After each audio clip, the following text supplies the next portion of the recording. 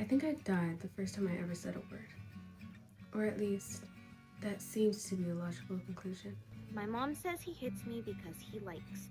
They asked me to take notes at work because my handwriting is the best. They only tell me to write down their ideas. He repeats the same joke as me, at the same volume. Only this time, everyone laughs.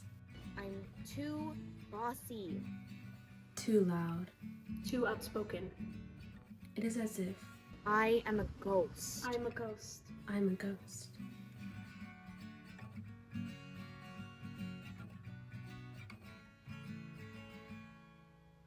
To be a woman is to be flawed, yet we must always be flawless. I ask them to look at me. Look at me. They look down on me. To be a girl is to fit expectations. But the expectations are always so indecisive. If I defend myself, I'm too masculine. If I stay quiet, I'm a people pleaser. How do we stand our ground without becoming it and letting them walk all over us? I was at work. At first she laughed at me, asking if I was hot. This is a common question, which I don't mind. I understand the curiosity. I answered saying no. I'm normally cold when I work in this area. She looked at her friend, speaking in a different language that I couldn't understand. They looked me up and down, giving me a pitiful, disgusted smile. Once they had left, I asked my coworker if she had heard what they said. My coworker told me they had said, "Poor girl, why would she do that to herself?" The other replied with, "Yeah, she's pretty. I don't know why she would lie. It's hot." I wasn't lying. I was just doing my job. If I cover up my body, I'm oppressed or insecure and have something to hide. If I wear what makes me feel good about myself and show even a little bit of skin, I'm an attention seeker. They look no matter what. I guess I just won't leave my house. I guess I'll just etch their stares on my bones.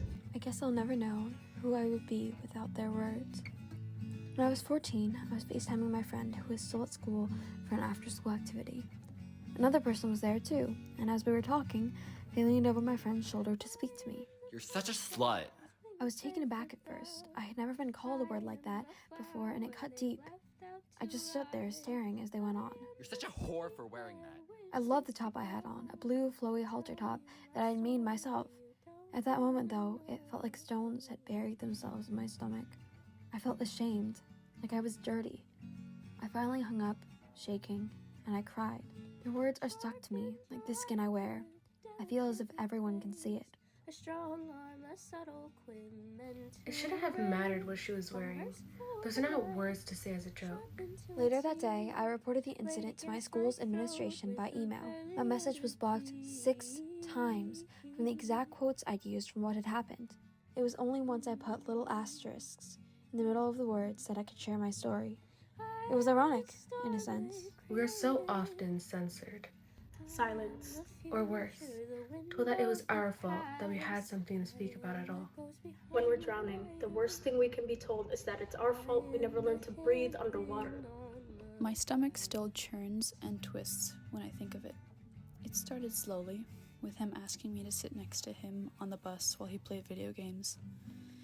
He was at least twice my age, at least 4 times my size. Eventually, he moved to the aisle seat, so I was trapped between him and the window. Around a week in, he started touching me. Days at a time, working his hand slowly down, snaking it into my shorts. If I tell anyone what he did, I'm a tattletale. If I stay quiet, it's my fault, and I was asking for it. We Can't win.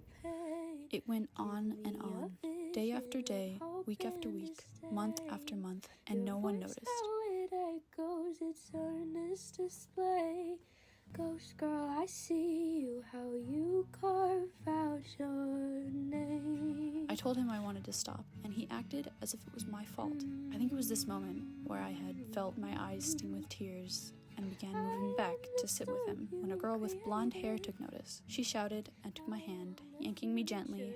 After that, I didn't sit with him again, and eventually he disappeared. I don't know what happened. Maybe he moved away. Maybe blonde girl got him expelled, or at least suspended. Or maybe she scared him off. Or maybe I don't remember. Maybe there was no one there to help me. no one to protect me. Maybe Blonde Girl was just a hopeful beacon of righteous light in the ever-blinding darkness of the lives of some on this planet.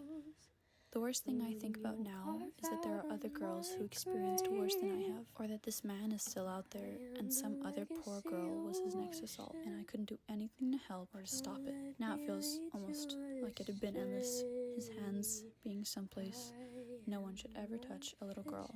I was only 7 years old. Theseus' ship paradox questions whether an object is the same object after having all its components replaced over time, typically one after another. It takes 7 to 10 years for every cell in the human body to be replaced. Am I still the same girl he touched? Am I still an object?